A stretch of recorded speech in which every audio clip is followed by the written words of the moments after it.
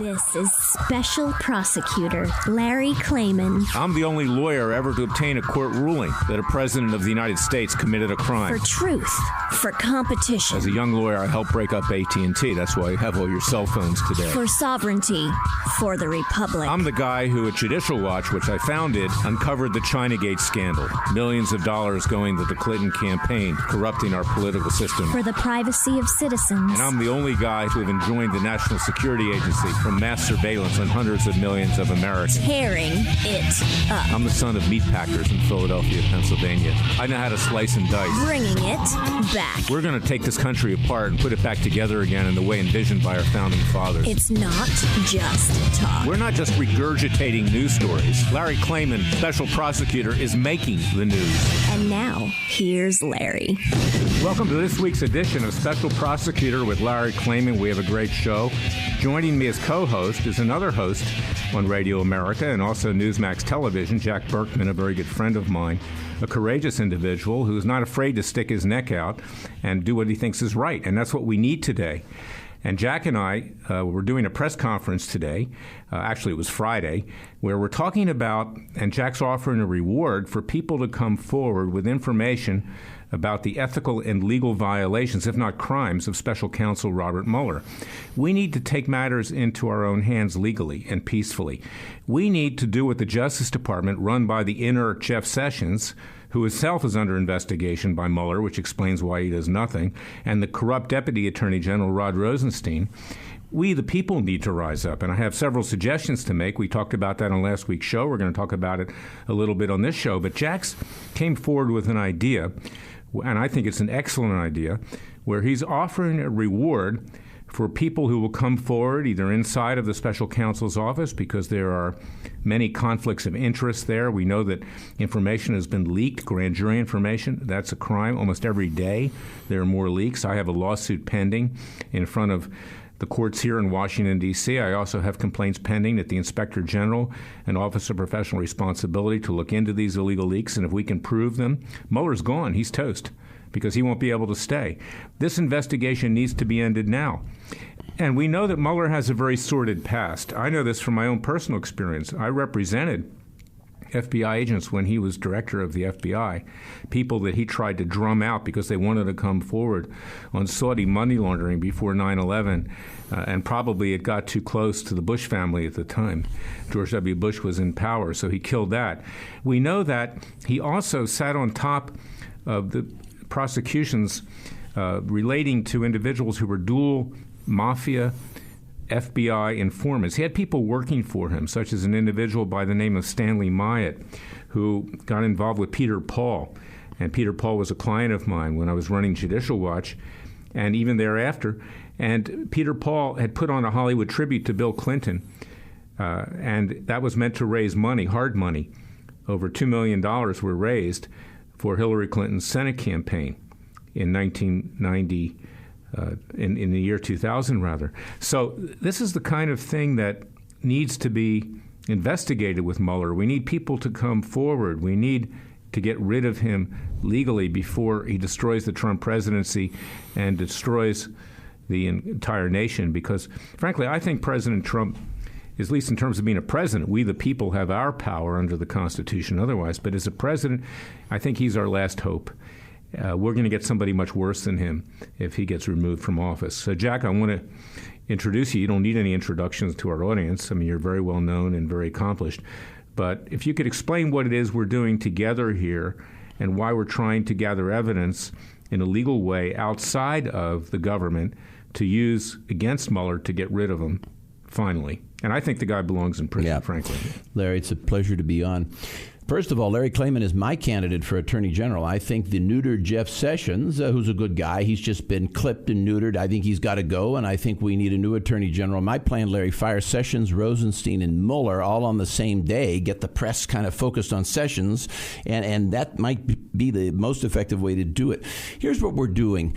I have offered a $30,000 reward myself, not my company, just my personal money. And it's for, I want to stress, it's for each occurrence and each person who comes forward with evidence of either criminality, or will even pay for evidence of serious wrongdoing by Bob Mueller and or his staff.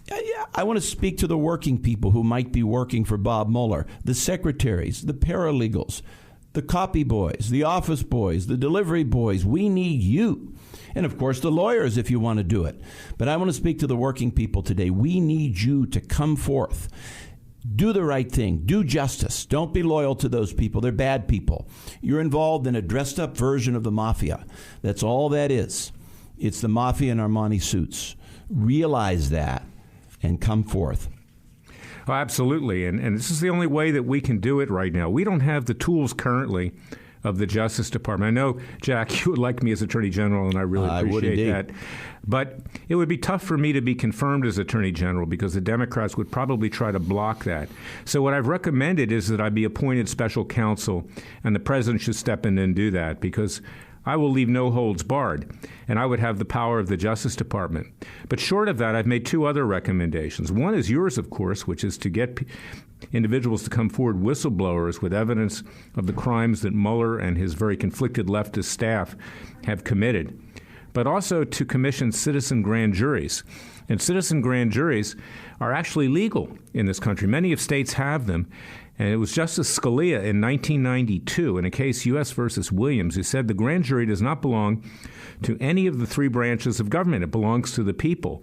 We, like in the Old West, Jack, could convene a grand jury, choose them from neutral voter rolls.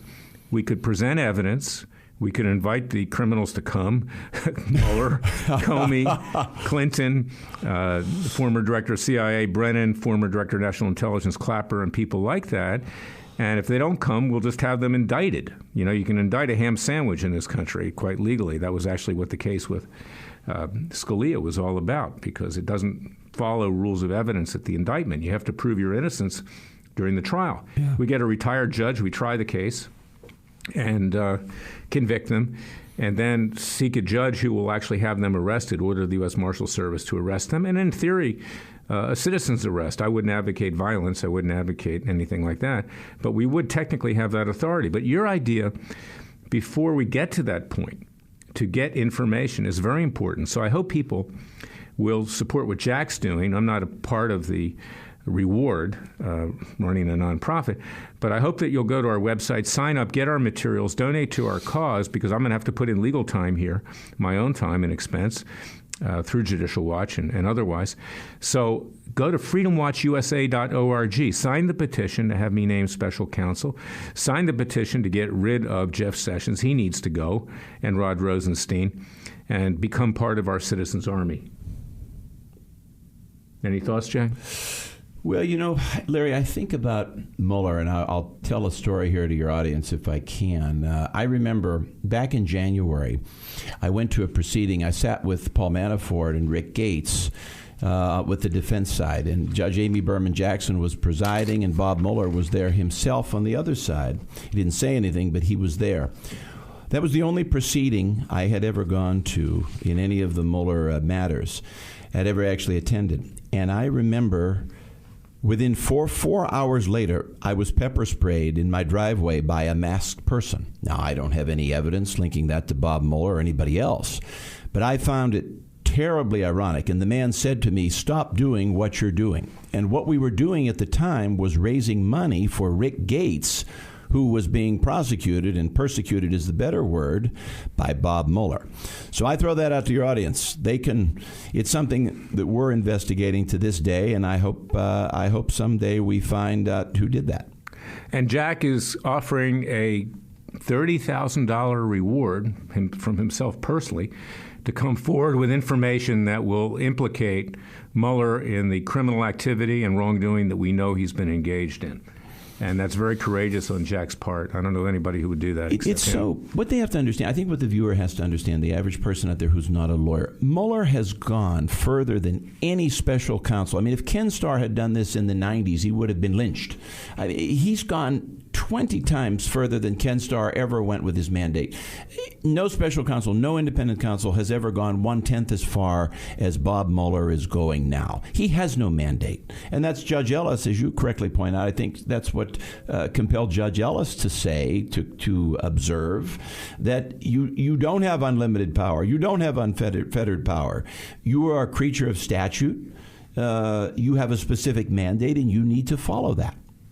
Well, that's right, and that's why it's so important that we hold Mueller accountable. Just this week, Jack, and we're going to talk about it in the second segment, is that information starts flying out of bank files and other files about Michael Cohen's business dealings. That came out through an individual named Avenatti. I forget his first name. I mean, I just know that he kind of looks pretty seedy. And he does look seedy. He's the lawyer of he does look seedy. He's the lawyer of Stormy Daniels, the porn star, who's trying to make a name for herself, so to speak. And how did that information get out of the files? We know that Mueller raided Cohen's office. We know that he has access to bank information. And I don't think Avenatti got that by himself, because if he did, he's committed a crime. You can't get information from a bank as a private entity with regard to somebody else's accounts. And it's likely Mueller who leaked that information. And like I said, I have a lawsuit, a Freedom of Information Act case, for all of the correspondence of Mueller with the media. That's not privileged. That's not exempt. Now, it's in front of a judge in Washington, D.C., and we're going to talk about judges when we come back, because this is a big problem. Emmett Sullivan, and while he did some good when I was at Judicial Watch, and there was a Cheney Energy Task Force, and he moved that along, my experience is in the last few years, he slow-rolled everything. So we're pushing to get him to order the release of those documents. And, of course, if Jack can get somebody to come forward to confirm these grand jury leaks by Mueller, he's toast. He's gone. He's going down the river to San Quentin. And as you correctly point out, Larry, you might tell your viewers, he can go, it's a felony count for each and every one of those leaks, and not just those leaks, but leaks from the grand jury. Leaks Mueller has leaked in so many directions, I've lost track of them. All we need to do is prove it, and hence the reward. Well, I want people then to go to freedomwatchusa.org, join our citizens' army, get our materials, sign the petitions to have me named special counsel. But there are other ways that we're proceeding at the same time with Jack's project and my projects. And we can't sit here and watch it happen, because if we do, the president's going under, and we need him right now during this very perilous time. We're going to be right back.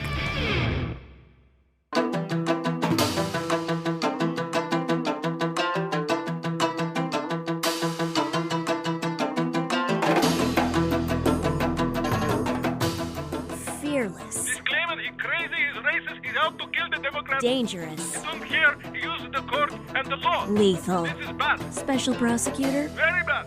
Larry Klayman. If you'd like to support Freedom Watch and this radio show, go to freedomwatchusa.org. We're back. We're going to talk about judges right now, and I want Jack to relay his story with this Judge Amy Berman Jackson, who's a highly politicized, very corrupt judge of the U.S. District Court for the District of Columbia. She's very petite. I was in a lunch line with her a few weeks ago, and I was trying to be polite. And I said, "How are you doing, Judge Jackson?" And she looked like she'd seen a ghost. And said, "How are you, Mr. Klayman?" and ran off. Because I've had her away. Yeah, I had her in other cases. I mean, she was the judge, as I've said before, who is on the case involving Hillary Clinton and the wrongful death lawsuit I brought for the victims at Benghazi, because it was her use of a private email server which gave up the coordinates of the ambassador Chris Stevens at Benghazi, which led to the deaths of Ty Woods and Sean Smith, the sons of my Gold Star parent clients. And she dismissed that case on the eve of Memorial Day. I mean, this was before Hillary was thought to be made president, crowned, in the 2016 presidential election. She was obviously trying to curry favor with Hillary, thinking maybe she'd get even a higher appointment if she became president. And she's very partisan politically. Well, the case is now up on appeal, and there was no basis for her to dismiss it other than partisan politics. And Jack experienced her in the context of the Paul Manafort and Rick Gates investigation. Tell us a little bit about that. Yeah, it's funny, Larry. You might point out she was an active pundit. I think Obama put her in 2010 on the federal bench. She used to be Chiron Democratic strategist on Fox News and MSNBC. People forget that. That's about 15 years ago. I had Oh, I mean, we were raising money for Rick Gates in December. We raised an awful lot of money for Rick, and she didn't like that. And she criticized me. I'm not a part of these proceedings, but she blasted me from the bench. She told Rick, "You can't go to any more of these fundraisers. You're not allowed to speak out. You're using Burkman as your shill. You can't do that. He's not allowed to be your spokesman." I mean, it's like she has never seen the First Amendment, has never seen the Bill of Rights. And then came that day, 4 hours after I sat in her courtroom, I was attacked. Never been attacked before. Never had any problem with violence in my life. Physically attacked. I got hit with pepper spray. I was pepper sprayed in my driveway. Who did that? That's one strange correlation. And Jack now has security. I mean, that's understandable. I have security standing right here, in fact. Yeah. So this is in contrast with another judge who had the same type of case against Paul Manafort in Virginia, in the Eastern District of Virginia, Judge Ellis, who made a statement just in the last week that he thought Mueller was using Manafort without authority because his mandate from the Justice Department, from Rod Rosenstein, that corrupt Deputy Attorney General, Obama holdover, involves only Russian collusion during the presidential campaign. They reached back many years to indict Manafort. And the judge says, "I don't think this is going to fly. I think you've exceeded your authority." And yet this was the same case evolving out of similar transactions in the same period of time as before Judge Jackson. And it points out the problems we have on the federal bench. You know, whether you're left, right, center, or whatever, these judges wear their politics on their sleeves. And it shouldn't be that way. It should be neutral, blind justice. Jack's a lawyer, too, and he understands that. I do, Larry. It's a shame. I mean, you have partisans. You've actually helped educate me on the federal bench in D.C. They're supposed to have these random lotteries by who gets what case. But I have a strong feeling all of that is fixed.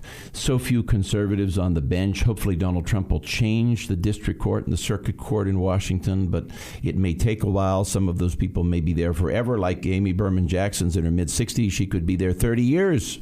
She could sit on the bench another 30 years. Yeah, I think she's even younger than that, Chuck. I don't know. Maybe she was having a bad day when you saw her. Well, she's had a lot of bad days. Well, I hope we can give her a few more. We have to give her a few more. Legally speaking. But you've got other judges on that bench. And you know, Sullivan is the best of the worst. I mean, he's a Democrat. He slow-rolled my former group's Judicial Watch's case with regard to Huma Abedin. I always pronounce it backwards. Huma Abedin, you know, because politically it wasn't, you know, kosher, so to speak, to really push too hard when everybody thought Hillary was going to be president. But I do say he has more integrity than the rest. But I'll name some names. Judge Cooper, Judge Maida, Judge Ketanji Brown Jackson, Judge Uvell, perhaps the worst judge that I've ever been in front of, Judge Colleen Kohler-Catelli, very, very partisan, and a host of others over there. And it's really just simply a rat's nest. And, you know, as a lawyer, I'm not supposed to say stuff like that, but... Hey, you tell the truth. That's what special prosecutor's all about. That's right. I mean, we have to call it like it is. This country doesn't have time to be messing around with niceties, and that's why we have our president, Donald Trump. Thank God for our president. We'll be right back.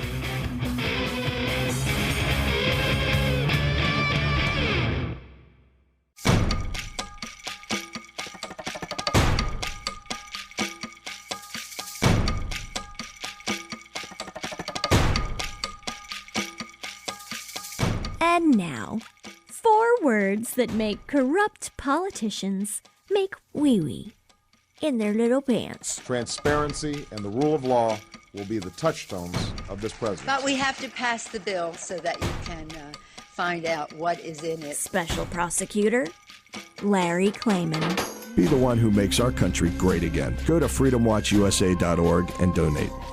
Jack, you had some thoughts about Judge Amy Berman Jackson and when she set the trial with regard to Paul Manafort.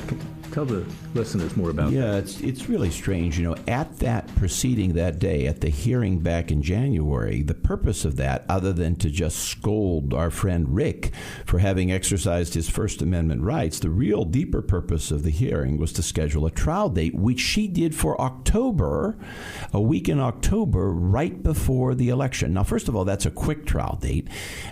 She could have avoided the appearance of impropriety, if nothing else, make it the end of November or January January or February when it would have been more appropriate. But no, to please her Democratic masters and bosses, she scheduled it for right before the election. Now, one thing we need to do, if I tend to offer another reward, I would like maybe we can get someone in her chambers to come forth, someone who knows her to come forth. I would like to know the communications that she has had, Amy Berman Jackson has had, with Democratic Party officials, with Democratic members of Congress. I'd like to know who she has been in contact with in the last 6 months. Well, that's right. These judges, with some exceptions, there are honest judges out there, but not that many, frankly. One of them is Judge Royce Lamberth, who I admire a great deal, who I don't have any cases in front of. He was the judge that made all the good rulings during Judicial Watch. And sometimes I talk to him, and we kibitz, and, we're friends and that kind of thing. He's a very honest guy. But the rest of these judges, I just don't know, Jack. I think they do what lawyers say ex parte a lot, with litigants and with others in front of them, and it's just not right. And I'll tell you something, even on the conservative side, Judge Richard Leon, who made 2 good rulings in joining the National Security Agency under Obama from illegal mass surveillance. I was a plaintiff and I had some clients. Is that I filed a lawsuit subsequent to that because it was apparent that illegal surveillance was continuing. He sits on these cases for 2-3 years. He eventually issues an order to show cause why they shouldn't be dismissed. And I then asked him, I said, Your Honor, have you had any contact with the intelligence agencies or the FBI in this interim period? Because it's inexplicable why you've taken no action and why you won't allow us discovery to take depositions, send written interrogatories, requests for admissions to confirm the illegal surveillance. And he just simply dismisses this in a very flippant way and dismisses the case claiming believes in conspiracy theories. That was it. That's the word they use. That's the word they use when they want to run away from the truth, the word conspiracy. Yeah, and this guy's it's a panacea for them. This guy's a so-called conservative judge. Now, I know from a former whistleblower that the FBI and the CIA and the NSA had stuff on this judge. So did they use it? Did they coerce him? Does that explain why Judge John Roberts, Chief Justice Roberts, flipped at the last minute on Obamacare, rubber stamped it?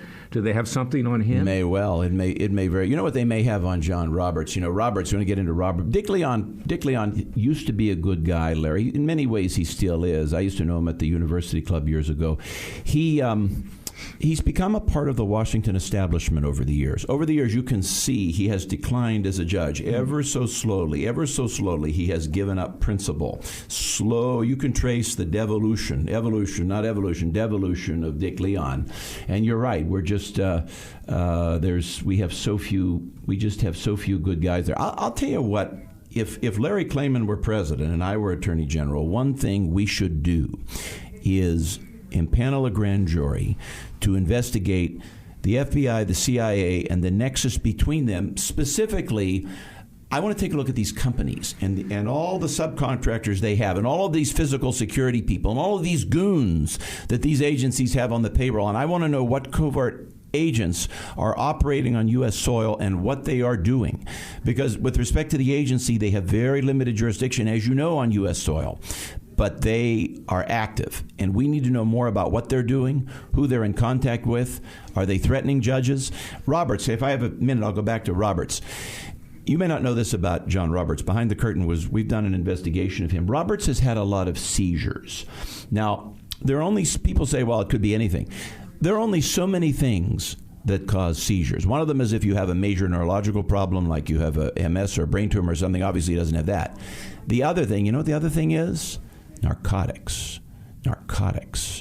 And those are really the only 2 things that cause seizures. And he's had repeated seizures. I wonder if the intel world, just as you suggest, doesn't have some information about John Roberts' drug use. Well, that's something I've wondered for a long time. That's what's really scary. I have a good friend in Los Angeles, David Marconi, who wrote Enemy of the State. He's an A+ Hollywood writer. He saw this coming. Is that this intelligent state, this Orwellian state? And Leon actually made reference to that when he issued 2 preliminary injunctions in my favor. But then, of course, he backs off and takes a dive.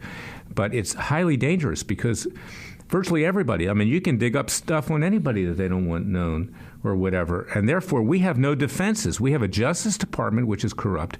We have an FBI, which is part of the Justice Department, which is corrupt.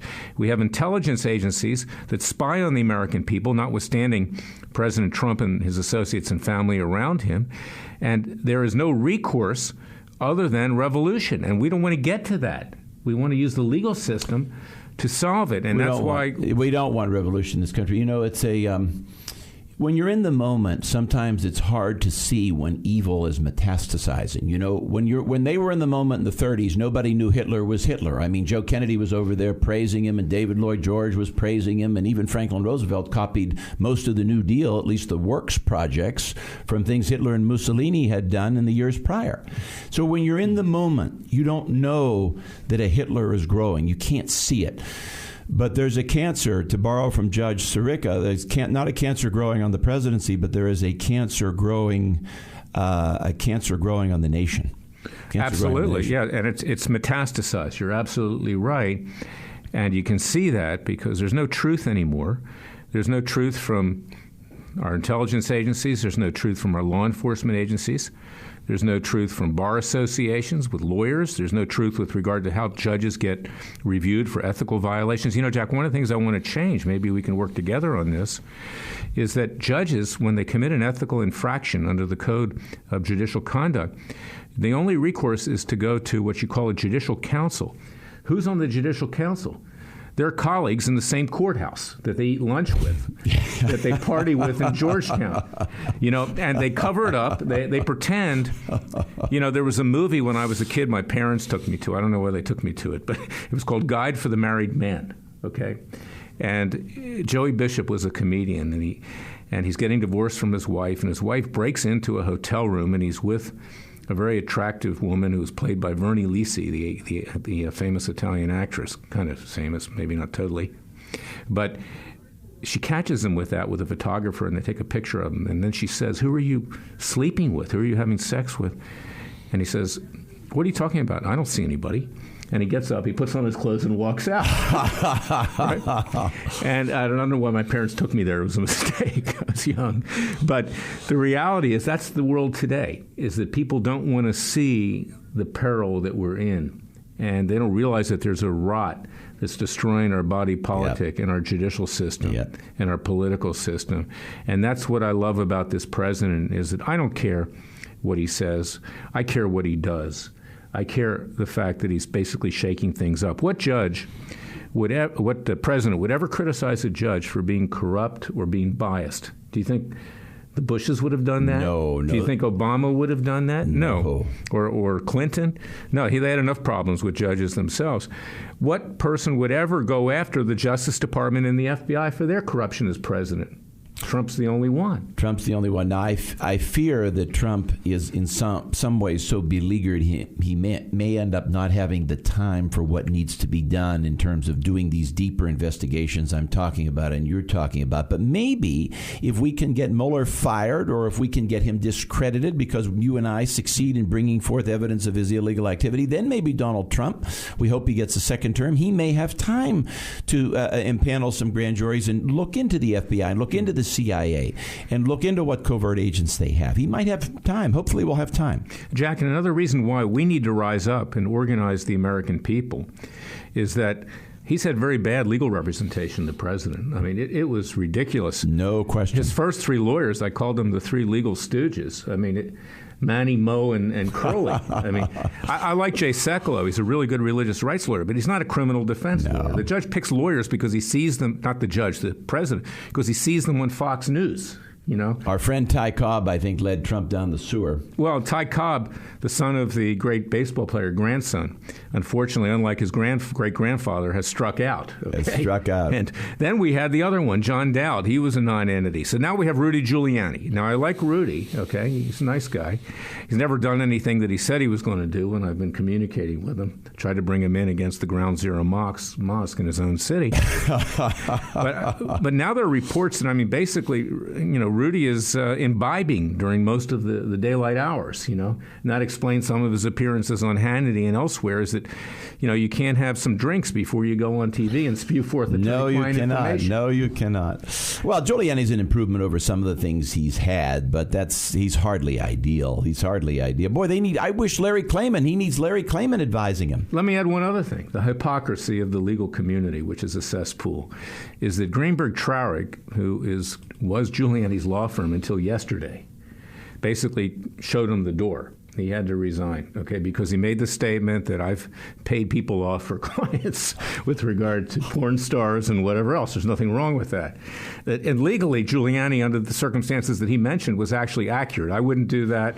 I don't think you would do it, Jack. But no. He didn't say anything that was technically wrong. But here's Greenberg Traurig that tells him to leave. Now, who's Greenberg Traurig? It's one of the most corrupt law firms. You bet. Jack Abramoff's law firm. Yeah, it's Abramoff's law firm under the Republicans, and it's Marvin Rosen under the Democrats. Yep. Marvin Rosen was the one shaking the Chinese money tree during the Clinton years for Clinton. I couldn't even serve him. Might be the most corrupt law firm in the United States. It's unbelievable. So this is what you're dealing with today.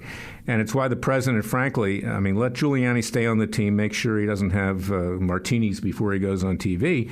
But he needs other legal counsel. He needs real high-powered criminal defense counsel now that's going to strike back, that isn't going to wait and take punches. And this is uncharacteristic of the president, because he's been taking punches now for a year and a half, Jack. And that's why we now have to mete out our own legal punches. Not just on his behalf, but even more importantly for the Americans. He's held up well in the ring, Larry. A lesser boxer than Trump would have gone down for the count. But Trump, he has 9 lives. Thank God. God bless him. He's strong. We can only salute his strength. Well, he doesn't have a porcelain chin. And neither do I. We can take a punch. You come from the streets of Philadelphia. He comes from the streets of New York and Brooklyn and Queens. We're like Smoking Joe Frazier.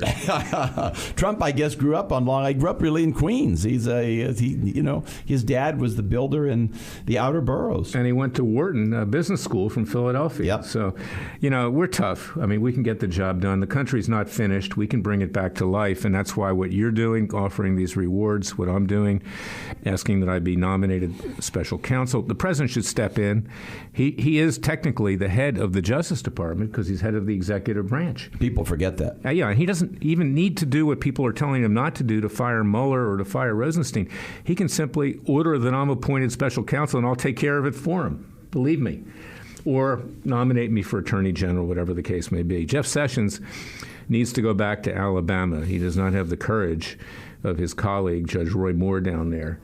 And Sessions should have stayed in the Senate. He was a good senator. Moving up, he's at a level now that he cannot handle. There's too much pressure. It requires too much toughness and maybe even too much intelligence. He's not an attorney general. Well, his brain has been affected by being a politician too long. And when I was a Justice Department prosecutor, and I believed in what I was doing, not everybody around had the same, I'd say, strength of what they wanted to do or courage that I had in some respects, is that I realized I couldn't stay at the Justice Department too long because it would, frankly, ruin my brain. Thank God you got out, my friend. Yeah, and I did. And it's the Justice Department, although I was proud of it, is not what it used to be.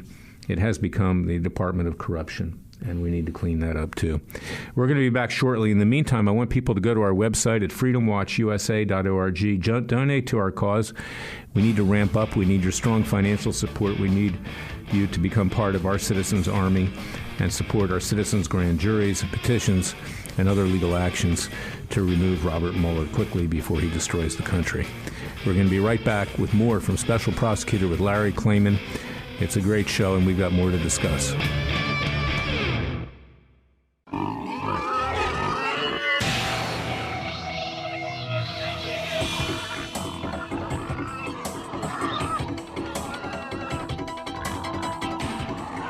Before he was a trial lawyer, he sliced him and diced him. People used to ask me, Larry, what caused you to start Judicial Watch and now Freedom Watch, given the powerful forces in this country that put you at risk? In a meat packing plant. I'm the son of meat packers in Philadelphia, Pennsylvania. I know how to slice and dice. A very special prosecutor, Larry Klayman. If you'd like to support Freedom Watch and this radio show, go to freedomwatchusa.org. I'm back with Jack, and I want to talk about the importance of educating the American people. You know, it wasn't guns and it wasn't, other factors other than the grace of God that caused our founding fathers to sign the Declaration of Independence with the support of the colonies, then wage a successful war against the British Crown. What really triggered that, in addition to divine guidance, was the printing press. It was educating the colonialists into why we needed to rise up, why our sacred honors, fortunes, and lives needed to be risked to form a new nation. And that's why what Jack does, because he's got a program here on Radio America, which is simulcast on Newsmax TV, which is a great organization, Newsmax, our friend Chris Ruddy, and others who speak the truth, is because we cannot be censored. Now, we're all very appreciative of Fox News. We're glad it exists. But Fox News just goes only so far. Is there certain things you can't say on Fox News? And I've got a column coming out this weekend talking about how we need to educate the American people without censorship. For instance, we could never talk on Fox News about the death of Vince Foster, who was Hillary Clinton's main squeeze at the time, before she decided to go the other direction with Uma Abedin and others. We couldn't talk about that Obama was half Muslim, and that was probably one of the reasons why he has such antipathy towards Jews and Christians and Israel, and signed that ridiculous Iranian agreement, which, thank God, President Trump has nixed at this point in time. And we couldn't talk about the birth certificate, that it was fraudulent. It clearly is fraudulent. I mean, in 1961, when Obama was born, the phrase African American is just one example. It wasn't even in use yet. That was coined by Jesse Jackson in the 1970s. That's a fraudulent birth certificate, regardless of where he was born. And now, this week, of course, we have John McCain, the very embittered, hateful senator from Arizona. We're all sorry that he's dying, but we're not sorry that he's not going to be part of the Senate, to be honest about it, because he's been a very destructive force. You say it very well. That's accurate. And on his way out, he couldn't resist taking a shot at Sarah Palin, effectively saying that he lost the election to Barack Obama because of her. No, he lost the election because of himself. This is Hillary Clinton revisited. And then he says he's disinviting President Trump to his funeral, but he's inviting President Barack Obama, former president. And here's a guy who, in terms of the way he appeased all of our allies and adversaries and weakened U.S. prestige and power, is so the antithesis of McCain. But to invite Obama to give the primary eulogy at your funeral was a real insult, not just to Trump, but to the American people. And then, for good measure, he opposes the confirmation of the new CIA director designate, Gina Haspel, claiming that he doesn't like the fact that she authorized torture at the CIA after 9/11. Frankly, I have no problem with torture against terrorists. Even Alan Dershowitz, the Harvard law professor, liberal, will say that's fine. Coming on Fox News yesterday, and this tells you why it's important to listen to this show, to watch our YouTubes, to watch Jack's show, to get real conservative commentary, is a friend of mine, General Tom McInerney, a real American hero, and he's asked by a host on Fox News, why do you think McCain is voting against Gina Haspel, the CIA director designate? McInerney responds wryly, ironically. He says, well, I don't know why he's against torture. It certainly worked with him at the Hanoi Hilton. And adds, in fact, his nickname in the military is, I forget what it was. I forget. Indicating that he did respond to torture. Something indicating that he did respond to torture. I always thought, Larry, that McCain, his father, obviously an admiral, McCain, I think, had opportunities to get out. And I think that in many ways, John McCain kept himself there longer than he needed to be because he wanted to be at the top of Walter Cronkite's newscast. And that's how he made his political career. Just a quick word on McCain. Of course, I'm sorry he's dying and all of that. But, in many ways, he's the mirror image of Al Gore. These two people have gotten everything, and they're nothing but bitter at their party and their country. And I don't understand why. Right. Well, you got a lot of people like that. And Hillary Clinton's an example. Yep. He's the flip side of the coin. But, Jack, we have a plan. We're rising up for the American people. We need their support. Support Jack Burkman. Support Freedom Watch at freedomwatchusa.org. We need your help. You need to enlist in the Citizens Army before we go under for the count. We're going to be back next week with another edition of Special Prosecutor with Larry Klayman. I am your special prosecutor, and you're special to us because you're the American people, and you're the people that need to be protected. God bless you, and God bless America.